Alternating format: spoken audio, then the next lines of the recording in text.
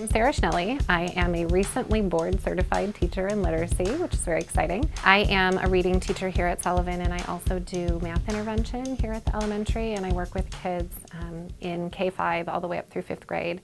I do some consulting with the K-4 teachers and with special ed on an as-needed basis.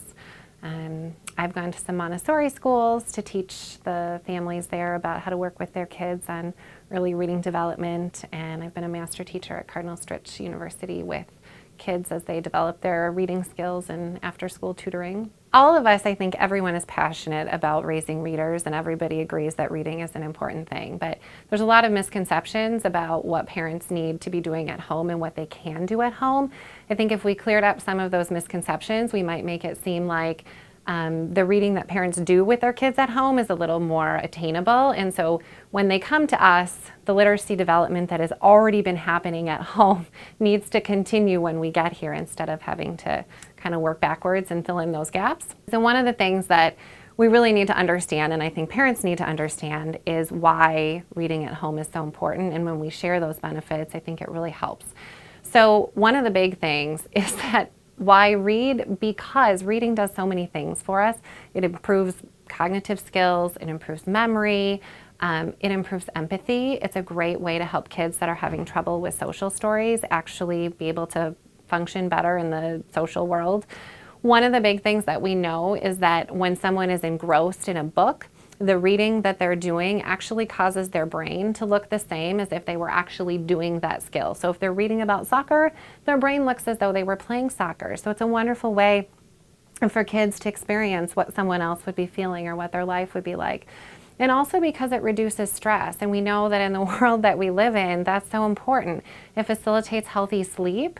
So we know that if we take the time to read before bed, in as little as 6 minutes of engrossing in a book, it can reduce our overall stress levels by about 60%. So if we get in the habit of doing that with kids before they ever come to us as teachers, they're going to have such a great experience with reading. So we have two types of readers. We have our readers that are learning to read and readers that are reading to learn. And our learning to read readers need a lot of different things than our learning to read, or that are reading to learn readers. So most of the kids, quite frankly, that I work with are kids that are struggling a little bit to master those early skills. And typically all kids that are struggling with readers kind of look like first grade readers. So no matter what age of kids you have or what grade level you teach, if you have kids that are struggling, you need to familiarize yourself with the way that a first grade reader would learn, because those are the same things that that child at any age is going to need to know. Your kids or your students that are still learning to read are going to need a different skill set. They need to master vocabulary. They need a sight word vocabulary, or words that they can automatically recall without having to figure them out.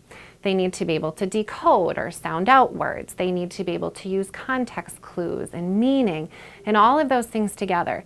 And especially parents who grew up in the generation of hearing sounded out over and over and over again need to understand that reading is really, really hard. It's really complex, and kids need to be able to put all of those things together. And from a teaching standpoint, we have to make sure that when we're working with students, we're giving them a really comprehensive background in all of those areas. So kids that are struggling, they might be struggling with the decoding piece, but we can strengthen those other skills and help them to read better if they can do all of those things. So even if there's one piece that's really, really hard, we can circumvent that sometimes by strengthening the other pieces. When we have kids that are now reading to learn, which usually happens around 2nd grade, early 3rd grade, where they've kind of mastered those skills of actually putting the words together. And now they're working on making meaning and using all kinds of context clues and really understanding and building that understanding. Most of the world that we live in exists at about a 5th grade level. So if we can get kids to the point of being able to read and understand at a 5th grade level, of course we don't want to write off going beyond that, but we also don't want to panic. They're going to be able to function if we can get to that point, and then we can continue to build those comprehension strategies. One of the things that's really important is that we be critical thinkers when it comes to literacy. And a perfect example that I have, there's a book that I've used for years, and I loved it because the kids loved it, and it was all about tornadoes and storms and just great pictures and great for nonfiction text features. there is a line or quote of some kind in there that talks about the deadliest tornadoes in history and how many people were killed. It wasn't until as I was an adult that I looked further into this book that I realized that a lot of those statistics are misleading, because in the early 1900s, late 1800s, slaves were not counted as people.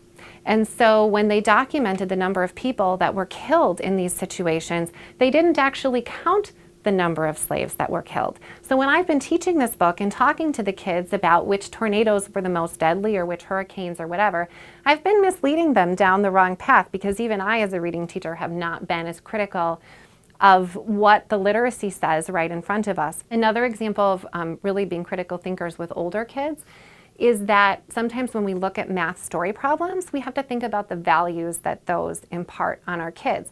A lot of the math story problems that we give kids have to do with acquiring more stuff or rewarding yourself by being able to buy more things with the least amount of money. In a lot of parts of the world, in collectivist societies, that's not a value that people share. And so kids don't really come to you understanding from this cultural background that that is a good thing, and that to solve the problem correctly, you need to be able to do it this way. So when we're working with those kids that are now reading to learn, we have to be thinking about the ways that we can help them to evaluate all of their reading in whatever subject area it is. So whether, again, you're a parent or a teacher, regardless of what subject you're approaching with your kids, we need to be teaching them reading skills specific to that content area throughout their day. So with our little ones, even before they come to us, and then maybe when they come to us and they don't have those emergent literacy skills, and we as teachers are still trying to build those, there's so many reading behaviors that we want to develop. And we don't want to be thinking about it so much in terms of, can the child sound out the words? Did they understand what they read? But even more basic, are they reading from left to right? Are they holding the book appropriately? Do they know which direction they need to turn the pages? And there are things that our little ones, and I love sharing this story because I had 4 kindergartners recently, and every single one of them was reading, but in a totally different way. I had one that was just running her fingers back and forth under the words and kind of looking at the pictures. I had one that had picked a nonfiction text, and he was turning the page. It was about sharks. And with every page, he would say, "Oh, sharks," and tell whatever background knowledge he had about the sharks. I had another one that was just telling this story, making it up as she went along with the pages. And she had never seen the book before, and she was showing this beautiful example of oral storytelling. And then I had a 4th one who was actually trying word for word to match her finger to the words. All of them were displaying totally different and very appropriate examples of early reading behaviors. And those are all things where we would want to encourage them to continue to develop in that way, and not say, "Oh, okay, stop. You need to check the first sound and read in that way," because they were all very happily doing those things. So along with holding the book, reading in a particular direction, they need to know that print carries a message. And sometimes little kids do not realize, when they're those early readers, sometimes older readers, don't realize that the pictures and the words in the book are actually trying to communicate a message. So if we have readers that are struggling, we need to take that step back and take a look at that reading development and see where it went wrong. Maybe they don't realize yet that their oral language and storytelling impact how they interpret a story going forward. Once we get to that point, then we can really start to have a discussion about what are some of the myths and confusions that we see with kids. One of the things that I get asked most often is I will have parents that'll come to me after they get a report card or they've had a conference, because they're so rushed and so hurried, and parents really want to help their kids and they don't always know what that means. And so they'll come down to me and they'll say, "Okay, but really I'm worried about this. Is this okay?" And sometimes I think we worry far too much about what kids are doing without realizing that at so many different ages, there's lots of different interpretations of what reading is, and we can let them develop through those stages. One of the big concerns that I get all the time is, "My child's reversing letters and numbers, something must be wrong." And that's actually completely common and totally developmentally appropriate until probably about 8, mid-2nd grade, sometimes even early 3rd grade. Actually, I have a 3rd grader right now who is still reversing B's and D's, especially just because he's impulsive and That's just what he does. But it doesn't necessarily signal an overarching problem. You have to realize too that they're just marks on a paper to little kids. They don't realize yet that that P going this way is still a P if it's like this. If you take a chair and you flip it upside down, it's still a chair. So it's part of that developmental process to realize that when the print changes its shape and location, it actually can mean something different. Another thing that I get a lot by parents is, or that we run into problems with sometimes, is really well-meaning parents will tell their kids to sound it out, sound it out, sound it out every single time they're stuck on a word. This is not a helpful strategy most of the time, because most of our words that appear most commonly can't be sounded out, like the. You can't do anything with that even if you know your sounds. And the other thing is too that a lot of the early words have sounds that early readers are not going to be familiar with. So even if they know their basic alphabet and letter sounds, they don't necessarily know that putting an S and H together makes a totally different sound. So it's just not helpful. There's other things that you can say that could help them. A lot of times saying something as simple as get your mouth ready or get your mouth ready for the first sound will focus the child in on just the first one. Sometimes that's enough for the word to pop out. If, for example, they're reading and they come to a word that they are stuck on and that didn't work, they could go back to the beginning of the sentence to try to regather that meaning, get a running start. The earliest readers need to check the picture, which is another problem that we run into when really well-meaning parents and teachers cover up the pictures because they want the kids to focus on just the words. Most of the story in those early books, and even if you think about beautiful picture books that you were familiar with as a child growing up, much of the story is told in the pictures. And if we cover that up, kids don't have access to that meaning. The world that we live in is increasingly visual. So we also want to be teaching kids to make meaning from all kinds of visuals, including the text, but not limited to just the text. One other thing that we get a lot that people seem to be kind of confused about is parents are frustrated and surprised, as are teachers, when kids know a word on one page and then it appears on the next page and the next page and the next page and they don't know it. Or maybe they know it on 5 pages and now they don't know it on the 6th page. And people want to say, but you just read it here. Well, yes, they did, but there were completely different clues on that page. They had access to a different picture. They had access to a different context for the sentence. Maybe they were paying more attention to a particular part of the text and their brain energy was focused there and now they don't recognize it. It is absolutely normal and acceptable for them to not know a word. Sometimes what helps is the child, it's great if they can do this by themselves, but sometimes the child will back up because they will get to a point that they recognize that they knew that word on a different page and they themselves will take the initiative to go back and check it. That's great. But you as the adult reading with them can also do that and point out to the word, oh, did you know it here?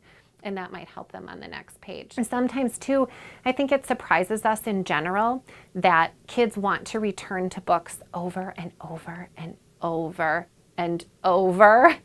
We get bored as adults. They do not.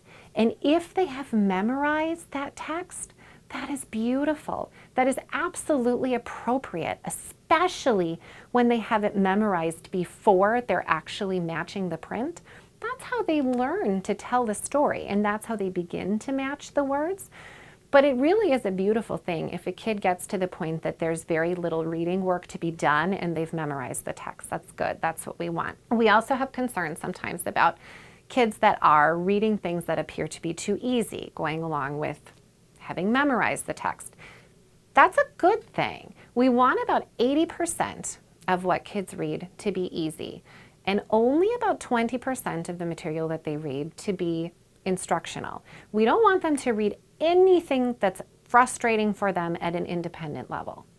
So if they're reading something that's frustrating for them because they have to, because it was assigned by a different teacher, or it was assigned by you as the teacher, or you're the parent and the kids are coming home with this material and you don't know what to do, there's so many ways that you can facilitate that.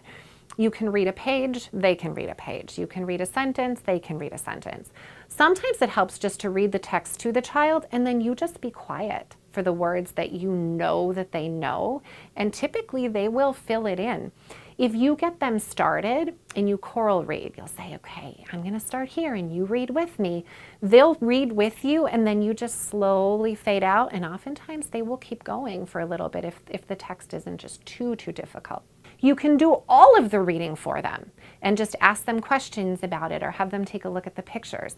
But never, ever, especially with fragile readers, if we know our readers are somebody that they don't feel great about themselves as a reader yet, they haven't really developed that identity and think of themselves as such, then we have to make sure that we're not giving them things that are going to make them further frustrated. They have to be well matched to books. One thing we'll find too is that there often are going to be times when kids do have to read things that are hard, no matter what age they are. And there's lots of ways that we can address that. But if we're assigning books for the purpose of teaching children to love reading, for the purpose of teaching them to become better readers. If we're taking kids to the library because we want to get them excited about books, the books that we have at home, if we know they're too hard for kids, then they really should just be read to. And we have a tendency as parents and as teachers to stop reading aloud to kids way too soon. Research tells us that most families stop reading to their kids around 9 or 10, which is also oftentimes when, because of the transition to middle school teachers don't do as many read alouds as they should. And that's an opportunity to model for kids what fluent reading sounds like, model that you have a love of reading as an adult. And one of the challenges with that is when we're modeling that love of reading, it can't be done on a screen. Lots of us are reading more and more, not just for pleasure in ebooks, but also reading our homework assignments or reading the news or whatever it might be on a device, and kids don't interpret that as actual reading. They don't know the difference between you texting and you engaging in reading.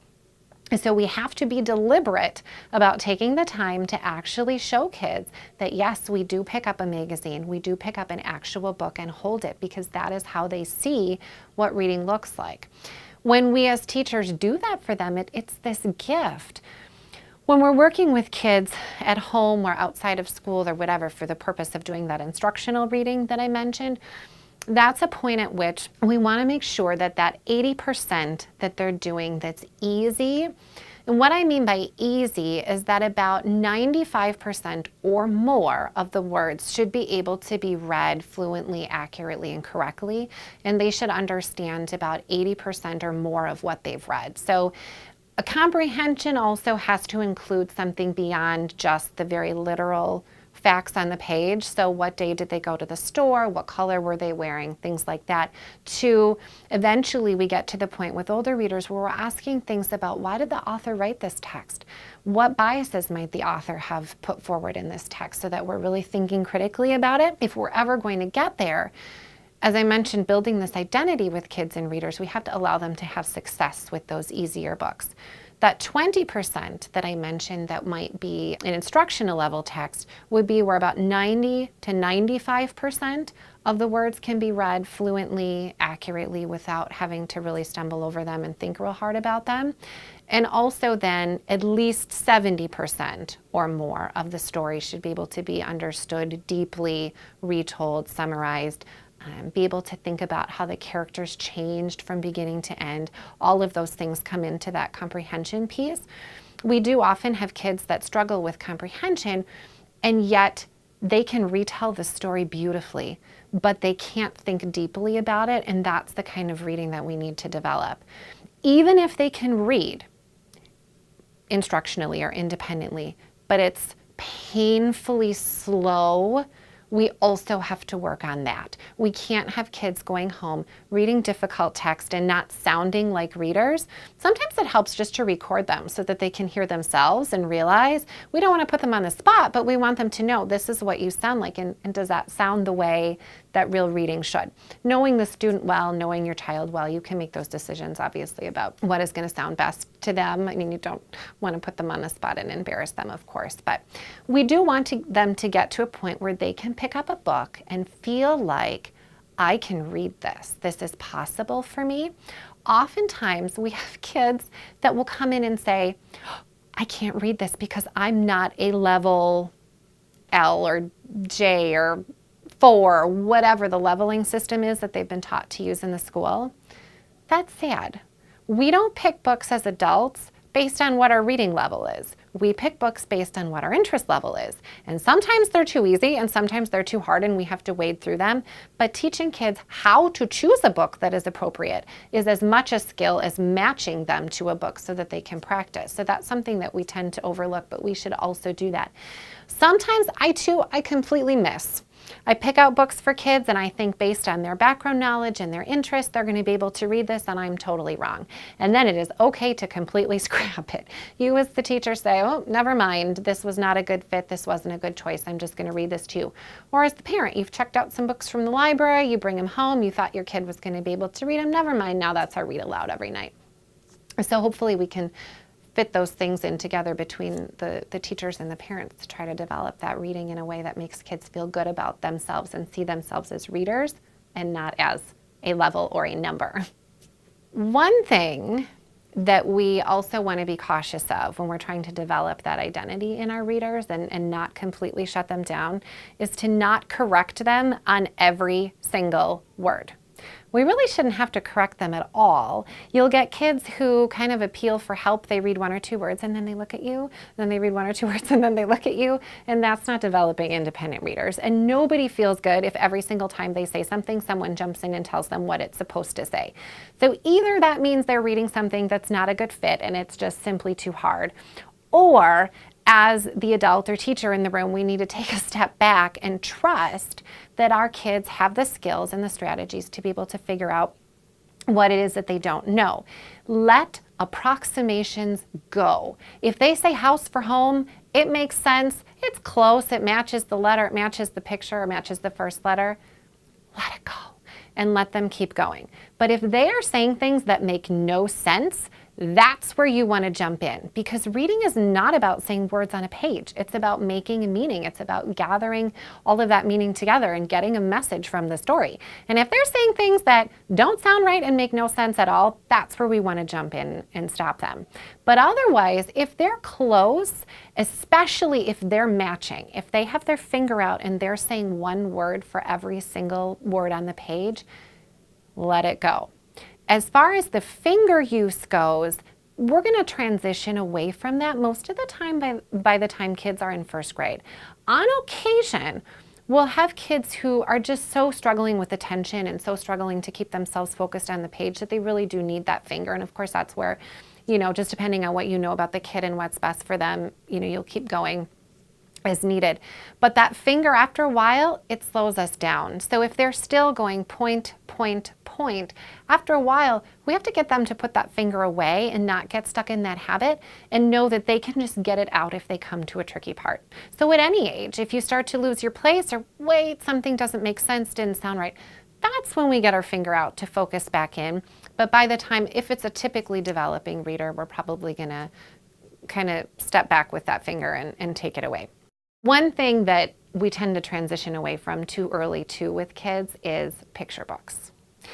The vocabulary in picture books, the story structure, the variety of context, the beautiful pictures lend so much as far as kids developing as readers. We don't want to take those opportunities away from them and force them into chapter books too early.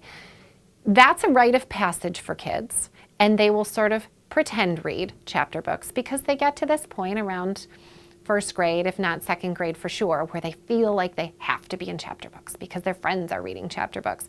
And sometimes we'll even find books that have different sections or headings and tell them they're chapters because they want so badly to be able to be in those chapter books. Realistically, it's not a good fit for a lot of kids at the age that they think that they're in. They can't continue to develop all of those rich things that are part of picture books because in order to make the chapter books readable at their level, a lot of that beautiful language has to be removed. So it is so appropriate for kids at every age and adults to continue to engage with beautiful picture books, and why those books should continue to be considered as read aloud options for students all the way up through high school. We don't want to get rid of them too fast if they're appropriate for for the context. In order to develop this, this love of books in kids, we also have to develop their curiosity. We have to honor their why questions when they're little and they're asking why over again. They're asking, yes, probably because they want some attention, but also because they want to know that right now. They're asking because their brain is just ripe for that information. And so when they're asking those why questions, sometimes if you've had enough, you can say, well, why do you think? And put it back on them, but make sure that you continue to engage those, because building that curiosity, modeling your own curiosity and saying, I wonder why, not only in the world around you, perhaps when you're driving or out at the store or whatever it is, if you're in the classroom teaching and you're wondering, well, why did that computer just not work? I wonder, and thinking those things out loud. But also when we're reading aloud, or we're reading even a simple text as part of a social studies curriculum or a science curriculum, thinking and modeling for the kids, because they have to pay attention to their own thinking as they're little and as they grow older. If they're not paying attention to that thinking, it's very difficult to infer, to develop their comprehension, because they need to hold on to pieces of information from the beginning and carry that information with them all the way through the end. If they don't have that sense of curiosity and wonder, it's hard to motivate kids to continue to want to engage in new books and new material. As for developing that curiosity, aside from modeling, one of the things that's really important, especially with really little ones, but even with students that are school age, is getting down on the floor with them when you're interacting, even if it's not reading, but playing or whatever the situation might be, so that they can be close to your face and see your facial expression as you react to things and interact with things. Because a huge part of comprehending text is understanding how and why a character is doing things, what their motivations are, how they're feeling. And if we don't get face to face with one another and have these conversations where little ones can really see, oh, that's what my face looks like when I'm sad. That's what my face looks like when I'm angry. Because emotion is very nuanced, and a lot of times little ones have a tendency to say, oh, that person is sad, or they're angry, or they're whatever the direct emotion is.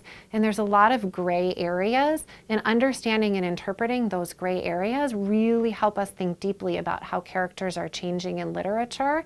And when it comes to things like nonfiction, to develop that empathy when we see photos of real world events, and we can look and see and interpret how people were feeling as those things were going on.